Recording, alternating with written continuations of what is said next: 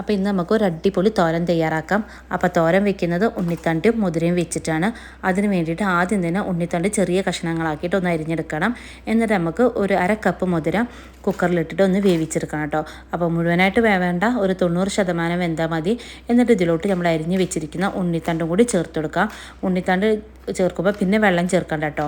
ഉണ്ണിത്തണ്ടിൽ വെള്ളത്തിന് അംശം കൂടുതലായതുകൊണ്ട് തന്നെ ആ വെള്ളത്തിൽ തന്നെ കിടന്ന് വെന്തോളും. ഉണ്ണിത്തണ്ട് ഇട്ടതിന് ശേഷം 2 വിസിൽ വന്നാൽ മതിയാവും. എന്നിട്ട് നമുക്കൊരു പാൻ വെക്കാം. പാനിലോട്ട് കുറച്ച് കടുകിട്ട് പൊട്ടിക്കാം, കുറച്ച് വറ്റൽമുളക് ചേർത്ത് കൊടുക്കാം. എരിവിന് ആവശ്യത്തിനുള്ള വറ്റൽമുളക് ചേർക്കാം, കുറച്ച് കറിവേപ്പില, പിന്നെ ഒരു 10 ചുവന്നുള്ളി ചെറുതാക്കി കട്ട് ചെയ്ത് കൂടി ചേർത്തിട്ട് ചുവന്നുള്ളി ഒന്ന് നന്നായിട്ടൊന്ന് മൂപ്പിച്ചെടുക്കണം കേട്ടോ.